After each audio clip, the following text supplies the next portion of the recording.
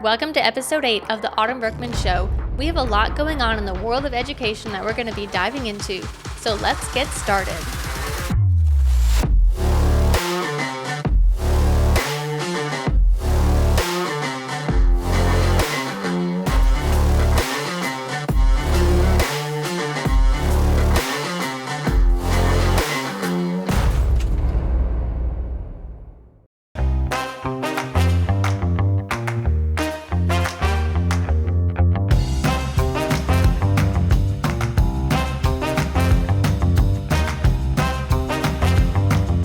Segment is crazy news, and we're actually starting with some good news. I receive email updates from Live Action, the organization created by Lila Rose to support life. Here is an excerpt from one of the emails I received. Tennessee Governor Bill Lee signed House Bill 2435, known as the Baby Olivia Act, into law last week. This means all public schools are required to show an approved prenatal development segment in the state-mandated age-appropriate family life curriculum. A few things to unpack here. First, if you don't know anything about Lila Rose or Live Action, you should know they are very impactful. Lila Rose is very vocal about the value of all life, and she speaks from a Christian perspective. Her aim is to save lives and to empower mothers to raise their children well. She advocates against abortion and for laws that support women choosing life. She has done a lot of work to expose the evil practices of Planned Parenthood, such as their cover-up of obvious sexual abuse. So if you haven't looked into her organization, Live Action, I would encourage you to do so. Now let's discuss the ramifications of this particular law. It is inspired by the work of Live Action. They created a film about baby Olivia. This is the development of a fetus. Many people who have abortions or support abortions believe the lie that the life within the womb is just a clump of cells. Simply by sharing a biological reality, we can teach people that the life within the womb has value. If your goal is to teach the truth, healthy moral outcomes will be a natural result. If your goal is to let people create their own truth, unhealthy, damaging moral structures will be the outcome. I want you to also note the language in this email. State-mandated, age-appropriate family life curriculum.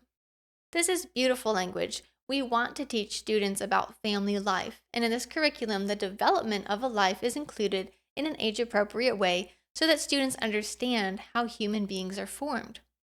When discussing the development of life in education, many people jump to the term sex ed.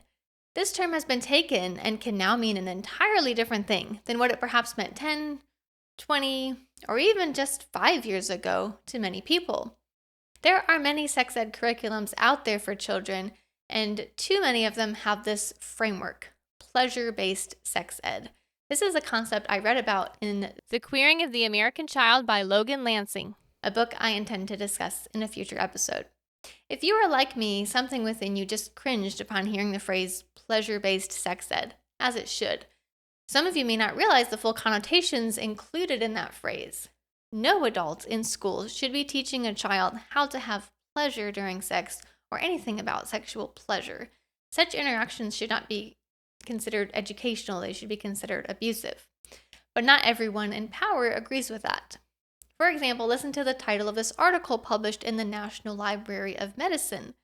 Pleasure and Sex Education, the Need for Broadening Both Content and Measurement. And here is an excerpt from the article.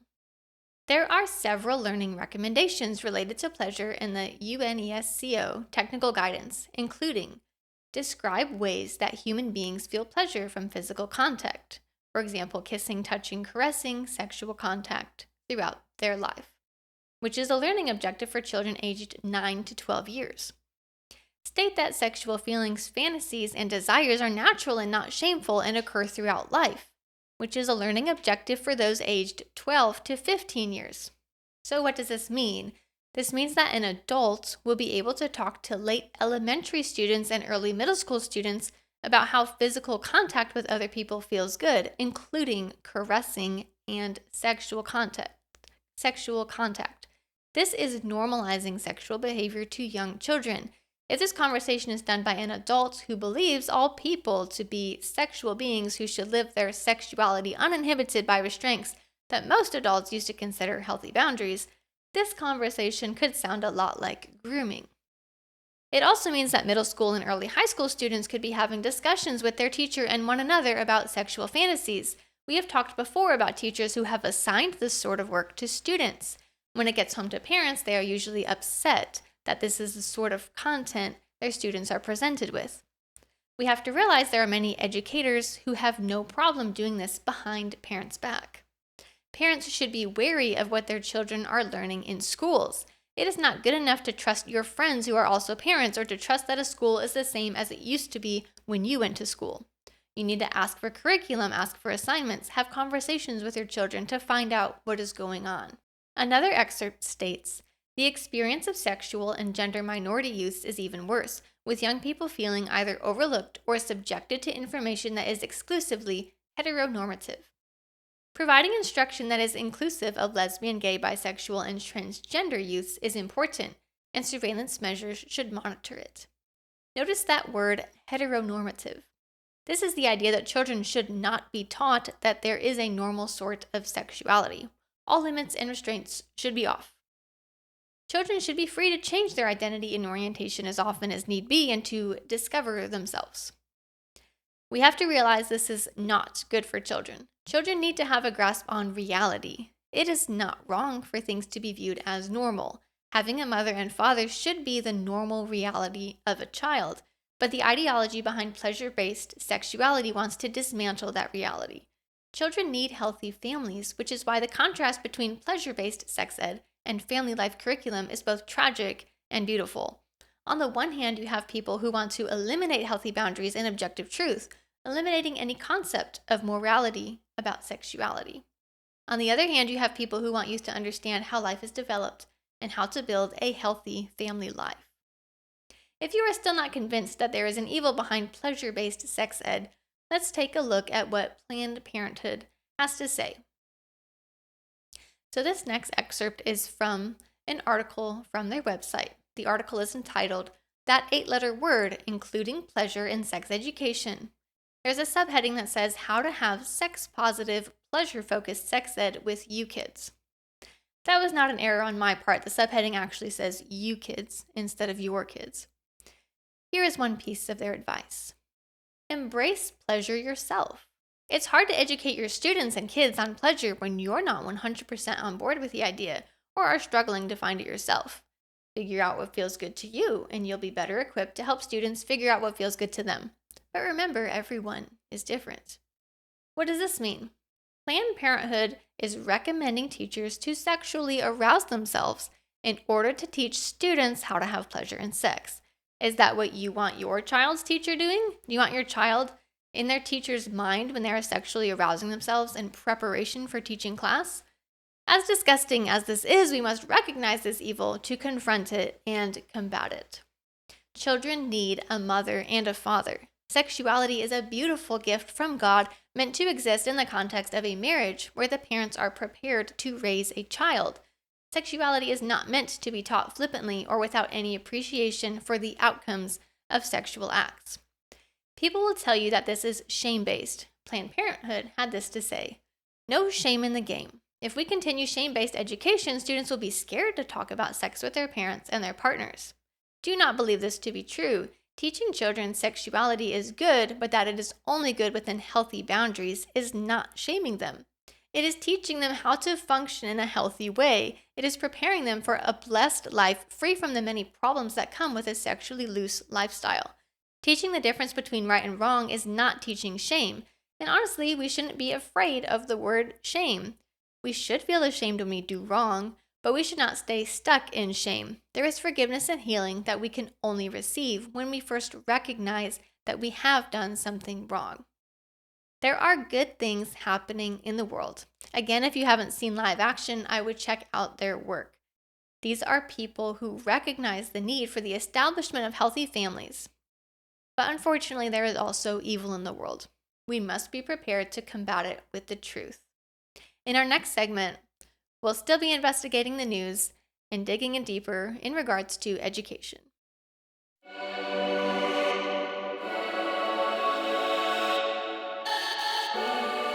In the novel 2034, there were lots of behavioral problems in school, and sometimes it left Georgiana feeling afraid of interacting with certain students.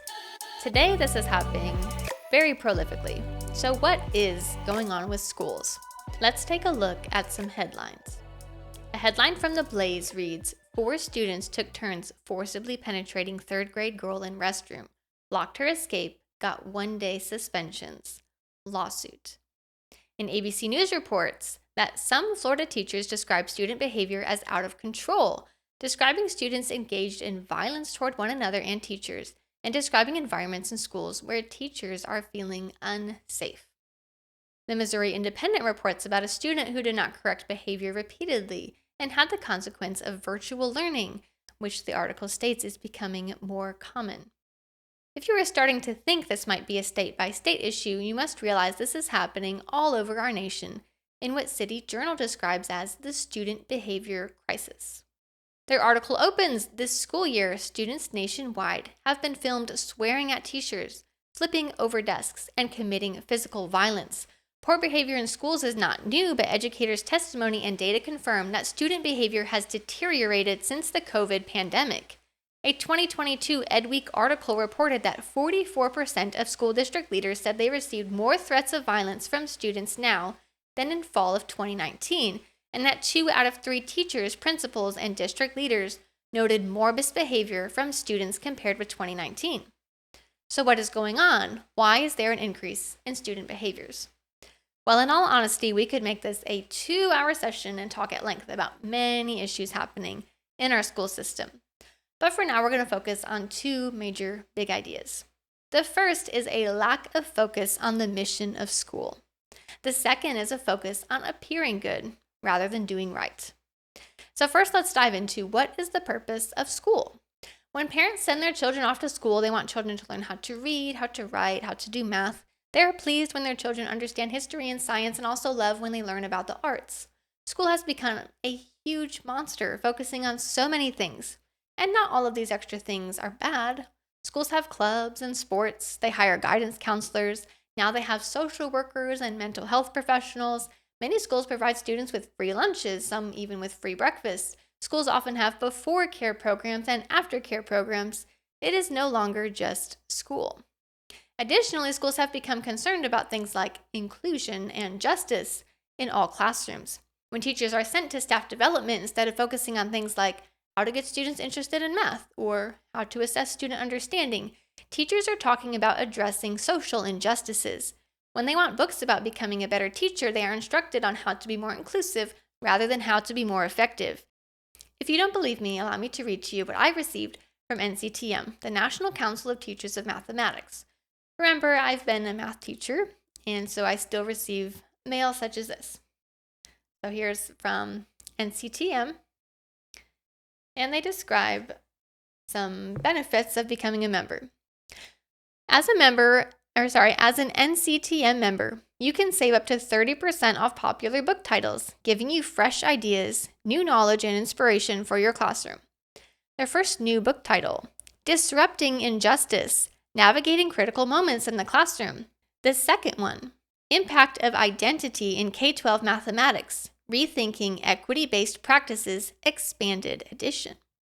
As you can see from just these simple examples, and there are so many more examples out there, the purpose of instruction has largely been lost.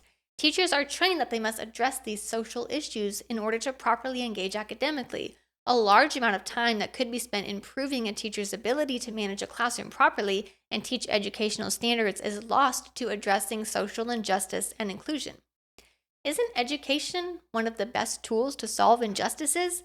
Education is what can enable someone in a low position to improve their lives. So the very thing that may be used to solve problems facing society today has been compromised in the name of solving problems facing society today. This leads to a second problem. Too many people are concerned about appearing to do what is right instead of actually doing what is right. And we can see this in the area of discipline. Principals and teachers are often afraid of enforcing proper discipline for fear of appearing harsh, for fear of appearing homophobic, or for fear of appearing racist. If they can make it look like they are doing a good job, that is enough for them. This is seconded by Matt Walsh, who wrote an article entitled, "The School System is Plagued by Violence and Chaos, and They're Cooking the Stats to Keep It a Secret." He describes, in much the same way the other articles did, the increased violence in schools and the problems schools are having with discipline. He states that schools could have chosen to return to their standard discipline practices, but have instead turned to restorative practices. These practices often look down at traditional means of discipline as damaging, allowing very few options for how to correct behaviors. They want educators to analyze why students are misbehaving and get to root causes. That may sound really great, but what it looks like is usually not giving the students any sort of consequence and instead just talking about the misbehavior. Savvy students quickly learn how to continue misbehaving. Matt Walsh describes how Coachella Valley Unified School District in California stopped detentions and suspensions in the name of restorative justice. They claim success because the number of detentions and suspensions went down. Not disciplining students is not a sign of success. Disciplining poor behavior is appropriate and an essential part of a properly functioning school. The fact that the school is dealing with issues of violence is irrelevant to them because they have made the data appear better because suspensions went down. An opinion piece from The Hill by Michael Petrilli states, "For more than a decade, liberals have argued for a focus on root causes and restorative justice instead of personal responsibility and clear penalties for classroom disruption.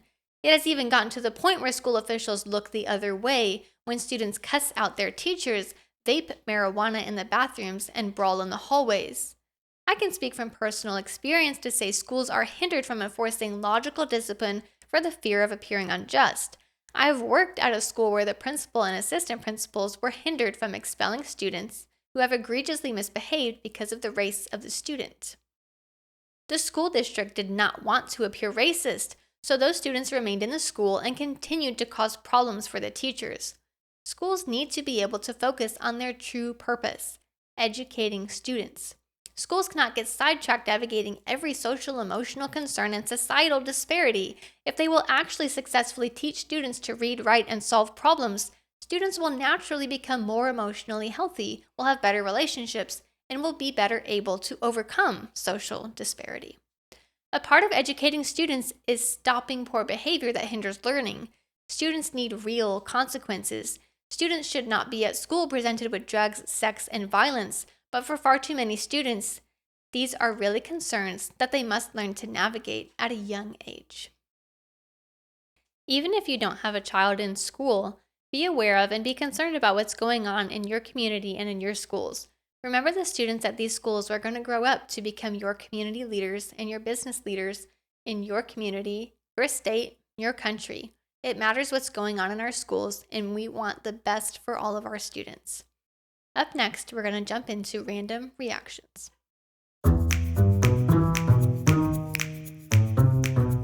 For today's segment of Random Reaction, we're looking at the video, "Student Sent Back to 9th Grade from 12th Grade." This is from Fox 45, Baltimore. Tonight, an alarming discovery out of a Baltimore City high school where hundreds of students are failing. As Project Baltimore's Chris Papps explains, we found a student who's passed 3 classes in 4 years and is ranked near the top half of his class. We're not letting none of this get the best of us. All right? Be strong, son. We got this. He's stressed, and I am too. Like, I told him I probably will start crying. Like, my son is, I don't know what to do for him. This coming June is when Tiffany France thought her son would receive his diploma. And I'm just trying to fight. He like, Mom, what was all this for? What did I do this for? Like, don't he get a chance? Do he get a chance? But after 4 years of high school, this mom just learned her 17-year-old has to start over. He's been moved back to 9th grade. Why would he do 3 more years in school? He didn't fail. The school failed him. The school failed at their job. They failed. They failed. That's the problem here. They failed. They failed. He didn't deserve that. France's son attends Augusta Fells Savage Institute of Visual Arts in West Baltimore. His transcripts show in 4 years, he has passed just 3 classes, earning 2.5 credits, which places him in 9th grade. But France says she didn't know that until February. She has 3 children and works 3 jobs. She thought her oldest son was doing well because even though he failed most of his classes, he was being promoted. His transcripts show he failed Spanish 1 and Algebra 1, but was promoted to Spanish 2 and Algebra 2. He also failed English 2, but was passed on to English 3. I'm just assuming that if you are passing, that you have the proper things, to go to the next grade. And, the right grades, you have the right credits. As we dig deeper into her son's records, we can see in his first 3 years at Augusta Fells, he failed 22 classes and was late or absent 272 times. But in those 3 years, only one teacher requested a parent conference, which France says never happened. No one from the school told this mother her son was failing and not going to class. Yeah. France's son, in his 4 years at Augusta Fells, earned a grade point average of 0.13. He only passed 3 classes, but his transcripts show his class rank is 62 out of 120. This means nearly half of his classmates, 58 of them, have a GPA of 0.13 or lower. He's a good kid. Like, he didn't deserve that. Where is the mentors? Where is the help for him? I hate that this is happening to my child. All right, so there's a little bit more to the story than I originally thought. But I will say one thing that doesn't seem to be addressed at all the way they presented this is just the accountability from the family themselves. Right? The idea that you can be a student who's in high school and yourself have no idea that you're not going to graduate. It's just not okay. Like, you are old enough at that point to understand what it means to fail a class and to understand that you've only passed 3 of your classes. So there is a responsibility on the student themselves, right? They are almost adults at that point. When they graduate high school, right, they're at the point where they're going to become adults and be responsible for themselves. So they should already be taking some of that responsibility on themselves when they're in high school to ensure that they are going to graduate. There's also a responsibility on the parents. And I have seen this exact mindset happen where the parents send their kids to school and then that's it. They just think the school will fix it. The school will take care of it. The school will navigate all of it. And I don't have to do anything because I trust the school. And there are some schools that do a good job. And there are some schools that don't. But there is a burden of responsibility on the parent. Now, in this situation, I understand and have compassion for the mom. It sounds like she's a single mom who has a lot on her plate. And again, this just shows the importance of having a mother and father. Any parent who has to navigate parenthood by themselves recognizes that it is a challenge and that any extra support and help that you receive is really beneficial. But there is still a responsibility for you to hold your children accountable and not just to say it's all on the school. Now, however, I will say in this case, right, as someone who has worked at a school, I don't understand, like, I've been a high school teacher, I've done high school mathematics, and there is definitely a problem, like, going on at the school in terms of just pushing students onto the next class. Like, how is a student supposed to pass the more difficult class if they haven't learned the skills they needed in the preceding class? So there definitely there's some problem happening at the school, especially when you see that significant amount of students failing. There's a culture in that area of failure, and it's not just at that school. There are schools throughout our nation that have this problem where there's just students that show up at school, they're not interested in learning, they're not interested in passing their classes, they're just socializing, they're just getting by, and they just expect that they're going to get a diploma at the end. And they're not going to get one at the end unless they actually pass their classes. But many of them wait until it's too late before they start caring about actually getting that diploma. And so this culture of failure just continues at the school. And it takes work to break that, but the burden of responsibility is not only on the school. It is also on the students themselves. It is also on the family to teach that. So there's a lot going on here, and I don't think it's fair to only blame the school or think that it's just them, because ultimately, if it's your child, you're in charge of their education. And if the school's failing them, then you have the right, as this parent did, to take them out of that school and send them somewhere else that's going to do better. Thanks for joining us for this episode of the Autumn Brookman Show. Before we go, I wanted to make sure you know that we're going to be at the FPEA conference.